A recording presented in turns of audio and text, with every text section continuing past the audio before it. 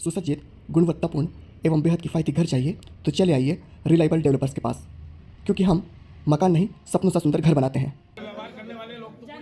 शहर में जारी जल संकट और अन्य समस्याओं को लेकर कांग्रेसी आज कलेक्ट्रेट कार्यालय ज्ञापन देने पहुंचे थे, लेकिन डीएम के ज्ञापन लेने न आने पर वे सभी बिना ज्ञापन दिए लौट आए।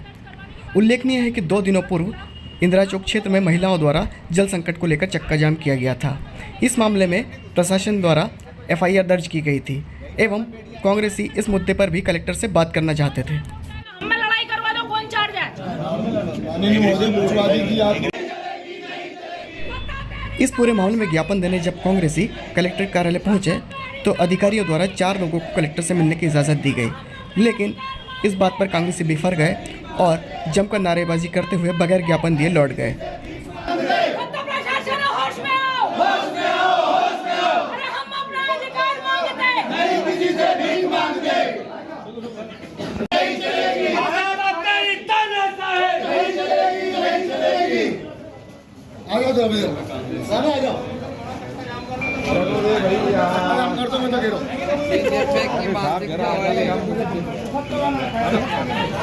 हो रहे हैं और आप देख रहे हैं कि कल जल के लिए प्रदर्शन किया गया था, तो उसमें सारे पेपरों ने, आपके सारे अखबारों ने लिखा है आज कि जल मांगने तो गए थे। आज के भास्कर ने लिखा हुआ कि क्या इसमें गलती हो गई थी कि जो हम पानी लेने के लिए गए और आपने हमको एफआईआर कर दिया।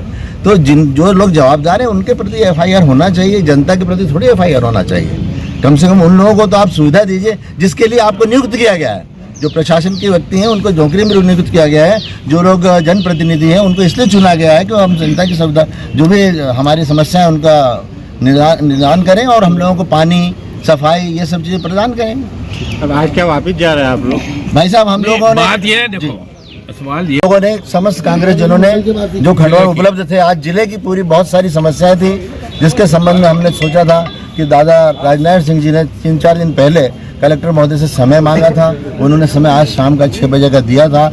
उसके हिसाब से हम लोग आए थे उनको ज्ञापन देने के लिए और जो हमारी ज्वलंत समस्या है खंडवा शहर की उसको उनके सामने प्रस्तुत करने के लिए। सबसे खास समस्या हम लोगों की जल की है। उसके बाद बहुत सारी ऐसी समस्याएं हैं, जगह जगह जो हमारी सड़कें हैं वो ख़राब हैं, अन्य जो हमको सामान्य सुविधाएं जो मिलना चाहिए, मूलभूत जो हमारी सुविधाएं वो हमको नहीं उपलब्ध हो पा रही हैं। बार बार शासन के, नगर निगम के आश्वासन के बावजूद भी उन चीज़ों की तरफ ध्यान नहीं दिया जा रहा है। जो ज्वलंत समस्याएं, खासतौर से गर्मी के दिनों में प्रत्येक गांव में पानी पीने की समस्या है, प्रत्येक गांव में जहां पर कि जल संवर्धन योजना लागू की गई है वहां पर भी किस तरह से चीज़ें छोड़ दी गई हैं, पानी नहीं आ रहा है पाइपों में। ये सब बातें हम उनको बतलाने के लिए आए थे, परंतु ऐसा लगता है कि प्रशासन का अपना ईगो बहुत ज़्यादा है।